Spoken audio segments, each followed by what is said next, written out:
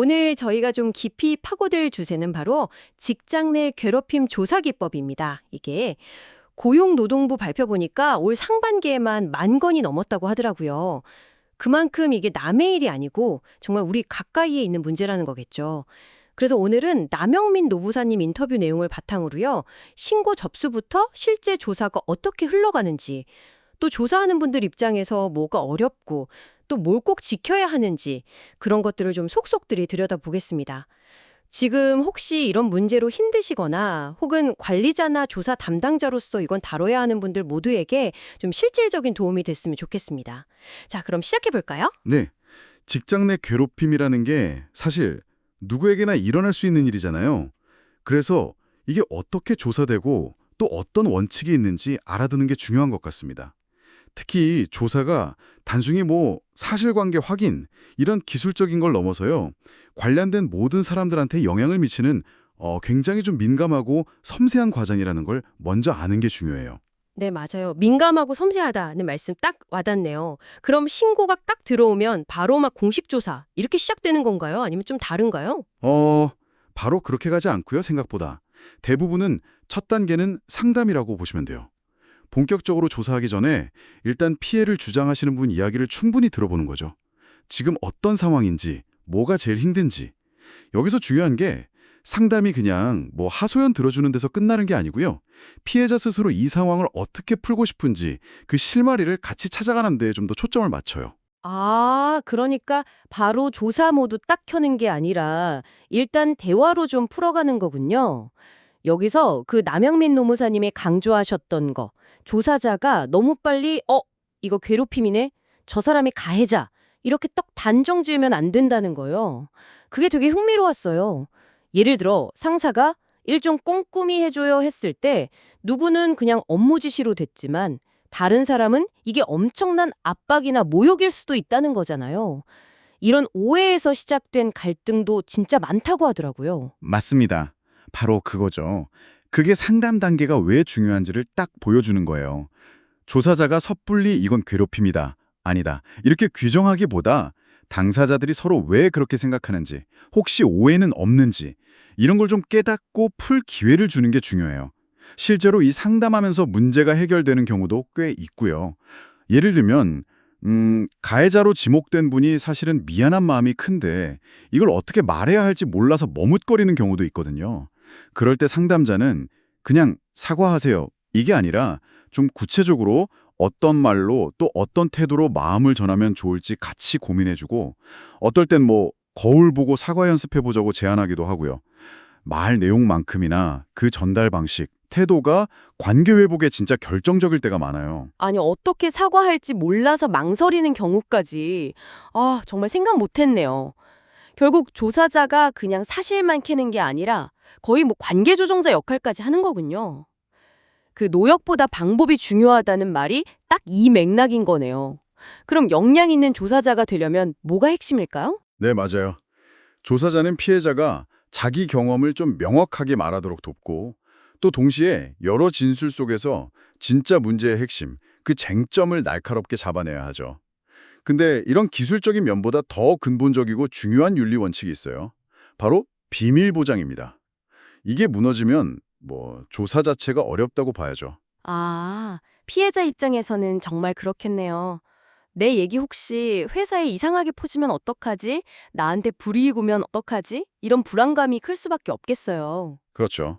그래서 비밀 보장은 아무리 강조해도 지나치지가 않아요. 피해자는 물론이고 이 일을 알게 된 상담자, 조사자, 또 보고받는 사람들 전부 다 피해자가 명시적으로 동의하지 않으면 어떤 내용도 밖에 말하면 안 됩니다. 만약에 정보가 새어나갔다, 그럼 그 자체로 피해자한테는 정말 씻을 수 없는 상처, 2차 가해가 될 수 있어요. 근데 여기서 좀 주목해야 할 법적인 부분이 있는데요.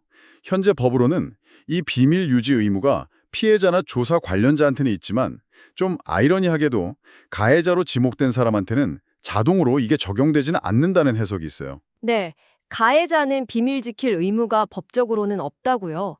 그럼 조사 내용 막 떠들고 다녀도 법으로 못 막는다는 건가요? 그게 말이 되나요? 법 해석이 그렇다는 거죠. 좀 의외죠.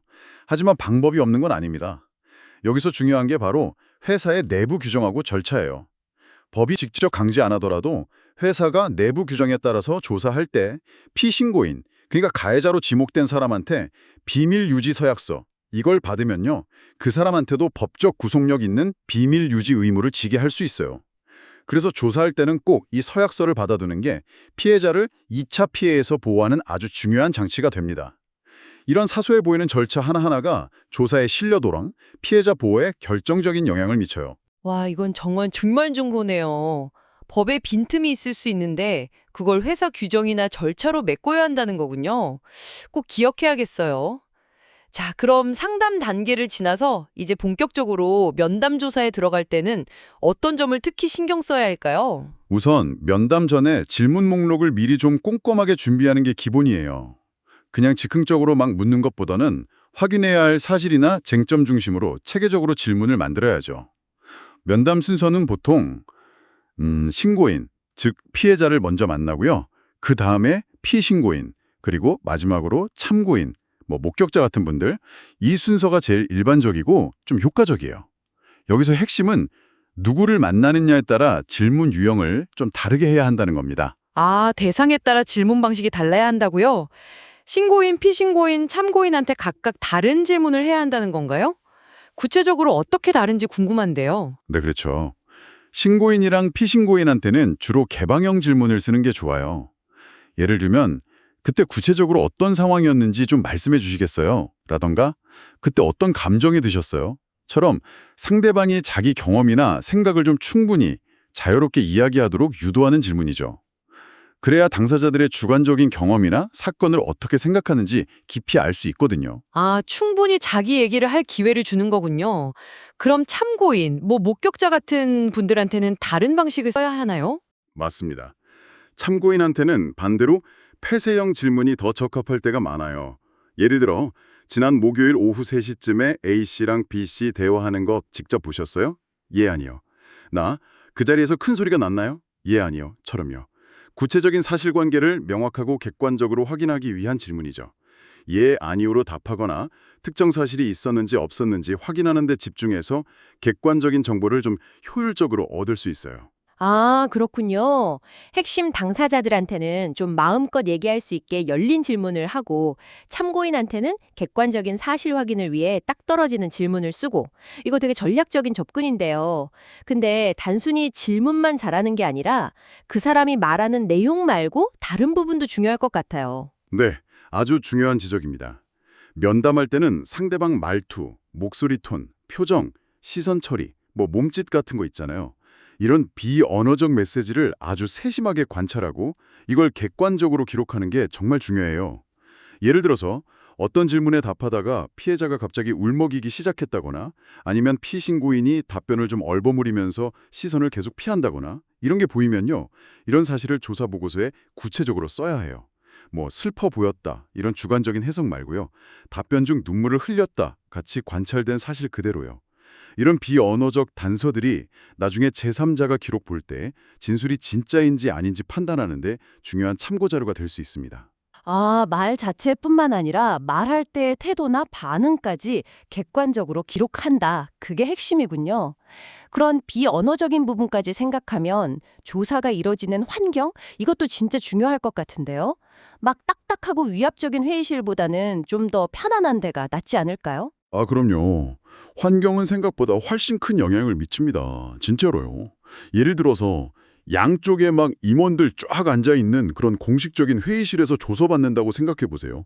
피해자는 엄청 위축돼서 제대로 말하기 어려울 거고 피신고인은 엄청 방어적으로 나오거나 사실을 막 왜곡할 수도 있겠죠. 안 그렇겠어요? 그런 분위기에서는 솔직한 대화가 오가기 힘들어요. 듣기만 해도 숨 막히네요. 당연히 그럴 것 같습니다. 그래서 조사 대상자가 심리적으로 최대한 좀 편안함을 느낄 수 있는 시간과 장소를 신중하게 고르는 게 아주 중요해요. 외부 카페에 좀 독립된 공간이라던가 아니면 편안한 분위기로 꾸며진 별도 상담실 같은 데가 좋은 대안이 될 수 있죠. 그리고 이거 은근히 놓치기 쉬운데 조사자 본인의 심리 상태도 중요해요. 조사자가 막 긴장하거나 불안해하면 그 감정이 그대로 상대방한테 전달돼서 면담 분위기 전체가 딱딱해질 수 있거든요. 조사자부터 좀 차분하고 안정된 태도를 유지하는 게 중요합니다. 결국 조사하는 사람이나 받는 사람이나 마음이 편해야 진짜 이야기에 더 가까이 갈 수 있다는 말씀이시네요. 아무리 법이나 제도가 잘 돼 있어도 결국 현장에서 조사자가 어떻게 말하고 분위기를 만드느냐가 사건 해결의 질을 결정하는 핵심일 수 있겠네요. 자, 그럼 이제 조사가 마무리된 다음의 조치에 대해서도 궁금한 게 있어요. 피해자가 예를 들어서 유급 휴가를 달라거나 가해자를 다른 부서로 보내달라 이렇게 강하게 요구할 수도 있잖아요. 회사는 꼭 그 요구를 그대로 다 들어줘야 할 의무가 있나요? 바로 이 지점에서 오해가 많이 생겨요. 결론부터 말씀드리면 피해자가 특정 조치를 원한다고 해서 회사가 반드시 그 요구사항을 100% 그대로 이행해야 할 법적 의무는 없습니다. 근로기준법 제76조의 3 제5항을 보면요. 피해 근로자 등의 의사에 반하는 해당 피해 근로자 등 및 가해 행위 발생 사실을 신고한 근로자에 대한 해고나 그 밖에 불리한 처우를 하여서는 아니 된다 이렇게 돼 있거든요. 의사에 반하는 조치를 해서는 안 된다. 이게 피해자가 원하는 대로 다 해줘야 한다는 뜻은 아니라는 건가요? 많은 분들이 그렇게 생각할 수도 있을 것 같은데. 네, 정확히 보셨어요.